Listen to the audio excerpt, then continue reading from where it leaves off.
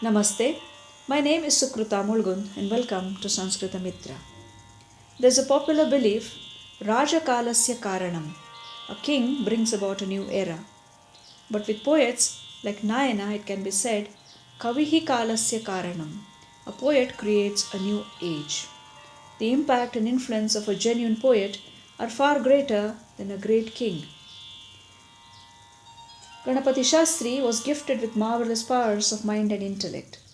To this day, great scholars are astounded by his versatility and genius. He has proved without doubt how effective a good poet can be. Today, we explore further into his life and showcase his great abilities. He spent most of his time studying ancient texts, Rig Vedas, writing observations on mantras, and interpreting the Shastras. His eagerness for tapas led him to travel extensively from Arunachala to various places in the north and south of India, leaving profound impacts on people everywhere. He participated in various Avadhana programs showcasing his poetic talents in extempore composition. At one such Avadhana program, he was asked to compose 100 verses in an hour. The topic was Nalopakhana, the story of Nala and Damayanti. He began and he composed 25 verses in just under 6 minutes, which showed his uncommon ability of composing extempore poetry. His memory was such that he could retain long prose and poetry and could repeat anything by just listening to it once. He read books at superhuman speed. Having never heard a single word of Tamil, he was able to master the Tamil language in just 15 days, both verbally and written fluently. His speeches and his conversations were filled with genius thoughts and observations and interpretations. People seeking answers on various topics like poetry, Jyotishya, Ayurveda, and divinity came to him. He was a gold mine of many valuable things. His simple yet arresting style, filled with logic, impressed all. Though he participated in all these Avadhana programs, public gatherings, speeches, events, and conferences, he never neglected his tapas. His tapas intensified and he experienced various psychic yogic powers. People around him felt charged in his presence. He stayed at Arunachala and most of his compositions have been composed here under the guidance of Bhagwan Ramana Maharshi. In the summer of 1922, he took up the work of Indrani Saptashiti. Indrani Saptashiti is another example of his great work. 700 verses in adoration of goddess Indrani. Each verse reflects the glory of the mother, describing her and praying for the upliftment and welfare of Mother India. We began our series on the life and works of Vasishtha Ganapati Muni by a few verses from Indrani Saptashiti, which were the prayers for Mother India. At Arunachala, the Muni had one of the most unique experiences which no person alive has ever experienced, known as Kapala Bheda or the cleavage in the skull.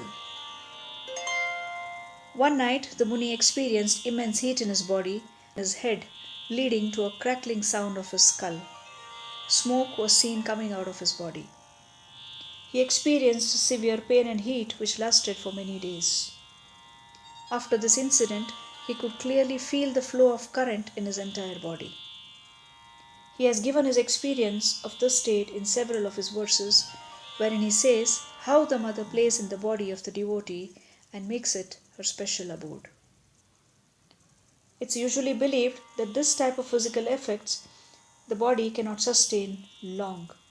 However, with the strength of his own tapas, he lived for 14 long years. Sri Aurobindo, who had read the Umasahasram, said that it was a superhuman performance and wanted to meet the author. Nayana visited Pondicherry in 1928. The mother at the ashrama invited him to meditate with her. It lasted for 45 minutes. She says that she has not found any person abiding in her spiritual consciousness for 40 minutes as Ganapati Muni did.